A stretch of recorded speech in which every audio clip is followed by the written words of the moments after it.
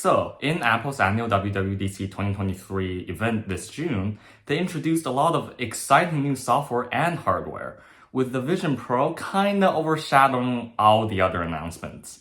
iOS 17 really wasn't all that exciting, with its main purpose being to fix the buggy mess that is iOS 16, but that does not mean that it doesn't have any new features. So in this video, I'm gonna go over the 10 biggest features introduced in iOS 17. Let's get the video started.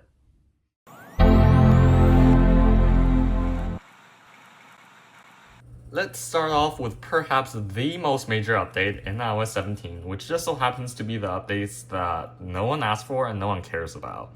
You know these nice lock screens that you can customize and certain parts of your wallpaper can be like layered above the time that was introduced last year in iOS 16?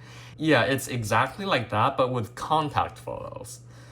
Apple calls them contact posters, and you can set them up just like wallpaper, so you can, adjust the thickness and color of the font if you would like to. You can also layer the person's face above their name if you want. And after you save it, all incoming calls from that person will have this as the splash screen. The contact poster will also be automatically transferred to another person if you transfer a contact info via name drop, which I'll talk more about later in this video. Apple has also slightly revised the call screen by moving all the buttons to the bottom for easier reachability. Okay, iMessage. It's a great messaging service that's easy and fun to use, at least if you're in the USA. And this year, they've made it ever so slightly better. So first, as you might have noticed, all the iMessage apps has been moved from a dedicated bar on top of the keyboard, which is where all the iMessage apps you have used to be at, to a dedicated menu. This is a pretty weird change, as I have not seen this type of menus anywhere else in iOS, really. It does make the keyboard interface look cleaner, that's for sure, but it does also convolute some actions, such as adding pictures to a message, which now takes more taps than before. You can now reply to a message by simply swiping right on the message you want to reply to instead of having to press and hold and then tapping on the reply button, which streamlines the message reply process so much more. Audio messages can now be transcribed just like voicemails. I don't have an audio message right now. And there's a catch-up button to take you to the first unread message in the group chat. Apparently there isn't enough unread messages in this chat right now, so I guess it doesn't work. There's also a new feature built into iMessage called Check-in, which is also located in this weird menu right here. So if you're going outside in a dangerous area, such as, I don't know, the USA, which is unfortunately where I'm at right now, you can use this feature so your family or friends can make sure that you've made it to where you're supposed to be after a set amount of time. You have to check in with them by pressing a button every 15 minutes. And if you're unresponsive, your location, battery level, cell service status, etc. will be shared with them. A really nice improvement to your personal safety. I like it. Number 3, standby. I've always felt like MagSafe is an underutilized feature despite being introduced with the iPhone 12 almost 3 years ago. I mean, there's a cool charging animation, but that's kind of it. There also exists magnetic MagSafe charging stands, but your phone just kind of sits there doing nothing. But everything changes with iOS 17. This new feature called Standby is super cool and makes your phone significantly more useful in charging.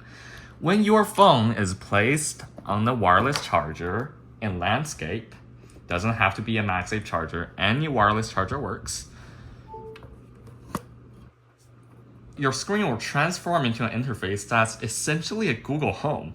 There's this page where you can choose 2 large-sized widgets and you can scroll between them if you want to.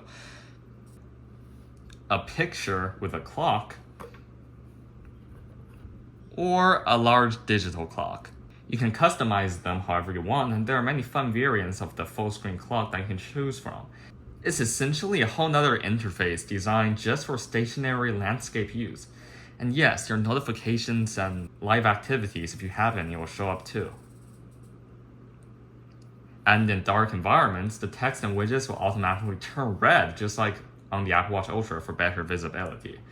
This feature is available on all iPhones running iOS 17, though you do need a 14 Pro or above if you want the display to always stay on. Alright, this is a revolutionary feature. Yes, the widgets are interactive now. Congrats to Apple for implementing a feature that Android has had for, 15 years? And currently, only very few select system apps actually have widgets that are interactive, such as reminders and music. But with the possibility of interactive widgets now open, I'm now sure that many third-party apps will gradually start to take advantage of them. So many widgets such as the Google widgets won't be completely useless anymore, yay I guess. Now, updates to AirDrop. Let's start with Name Drop, an extremely dumb name for an otherwise awesome feature. So you know the contact posters that I mentioned earlier?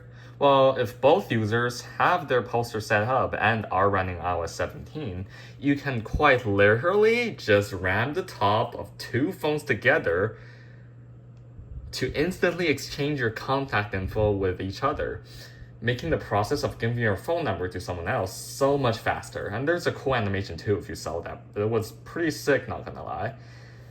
And it works with AirDrop too. So let's say I have this picture that I want to AirDrop. If I go into the AirDrop menu, I can do, the same thing by ramming the top of two phones together. It even says it right here, don't see people nearby. Try holding the top of this iPhone near another iPhone. And then that picture will be AirDropped to the other person. Oh my god. Okay. Yeah, so it's a pretty cool new update to AirDrop. Makes the process kind of fun, actually. And if the AirDrop file is particularly large, such as if you're trying to AirDrop a really long video, then the AirDrop will actually continue in the background by essentially uploading the video or file and downloading it to the other device, even if the devices are already separated from each other. So yeah, it's pretty cool that you don't have to stand around waiting to AirDrop that 5GB file anymore.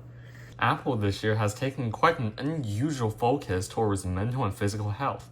Part of that is the introduction of new mental health related features in iOS 17. There's a new journaling app that can guide you with prompts to journal or write down your thoughts, and you can attach pictures and stuff too. It's coming later this year though, so I can't really test it right now, but what is available right now is a new mental health section in the Health app, and you can use it to track your feelings today on a scale from very unpleasant to very pleasant. And you can also set it to send notifications to remind you to log your mental state. And so I'm feeling pretty good today. After that, you can select some tags to make the log more detailed or write a short response to indicate why you were feeling that way. And it will then make you a chart tracking your mental health over time. So pretty neat stuff.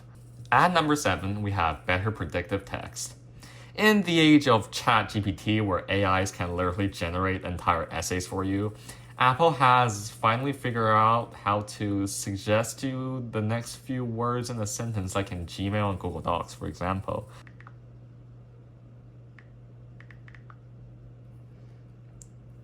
And the thing is, it's not really very good either, since it usually can only suggest the next maybe 1 or 2 words in a sentence.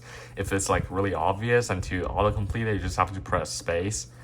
It's definitely not as good as Google's Gmail and Google Docs text suggestions, but it's getting there. It also starts to use in-sentence context to refine the autocorrection, looking at words that are around the supposedly misspelled word to determine if you actually intended to type it that way or not.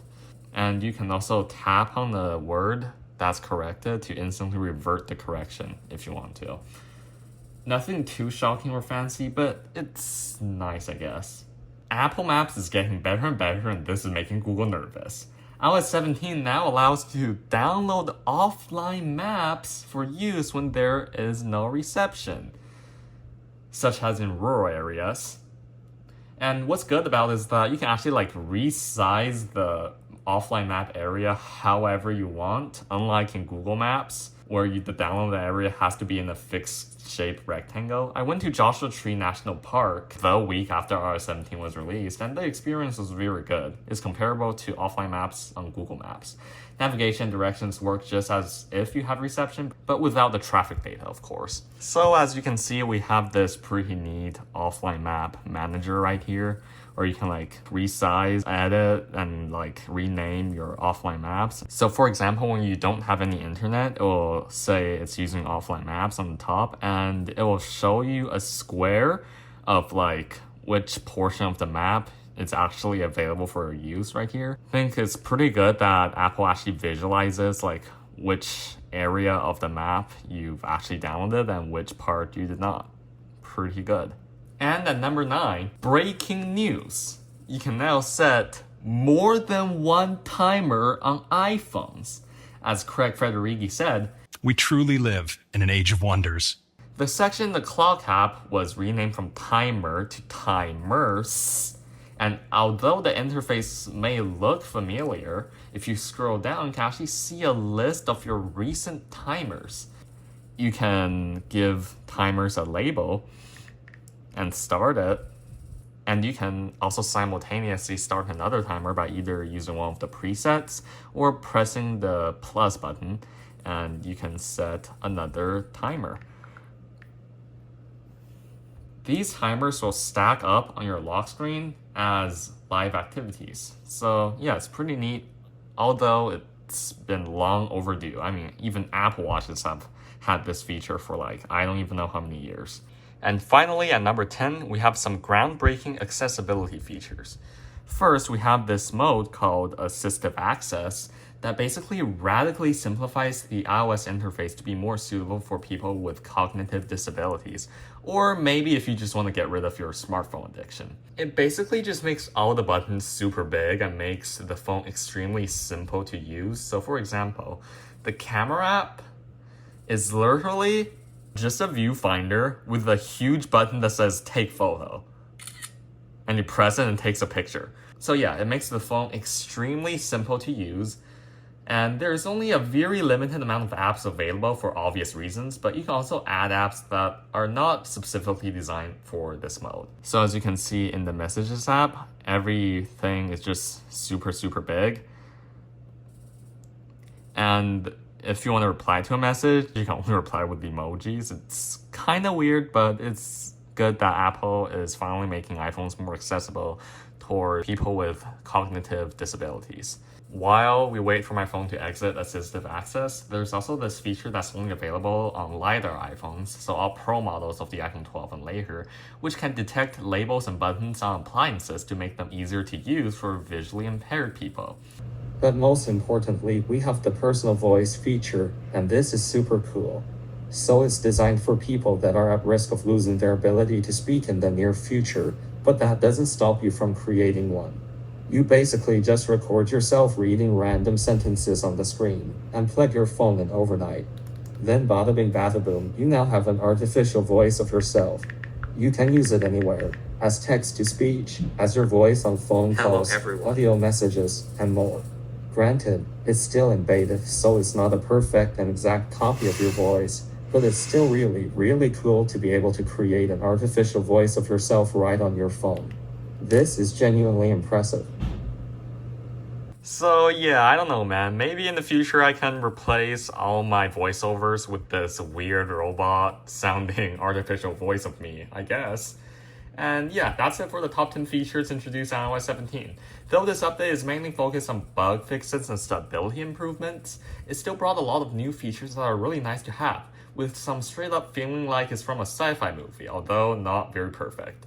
So thank you so much for watching. If you found this video helpful or interesting, please give it a like and subscribe to my channel for more tech content in the future, and I'll see you guys next time.